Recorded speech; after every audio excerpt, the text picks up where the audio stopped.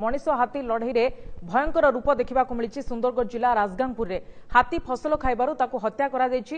पुणी मृतदेह लुचाइबा पई एहाकू पोड़िबा परे पोती देबाकू उद्यम करा जायछि। स्थानीय सुनाखंडी गाँ निकटस्थ जंगलरू हाथीर दरपोड़ा मृतदेह उद्धार होइछि।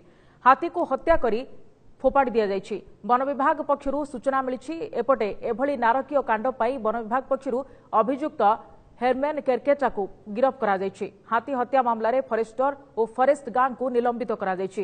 राजगांगपुर रेंज ऑफिसर को मध्य कारण दर्शाओ नोटिस जारी होइछि। घटनास्थल रे डीएफओ पहुंची ए पूरा घटनार तदंत करुछन्ति। ये हाथीटी केबे मरची जणा नाही किंतु मारिकी पोती देइचंती खंड खंड करके पोती देइथिले।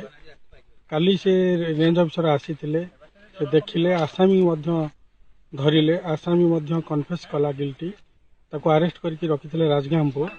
आज पोस्टमार्टम हबो बोली कि भेस राजगांगपुर आस्थिले मु मध्य आस्थिले इनक्वारी। आपण माने देखुचंती से जळुची।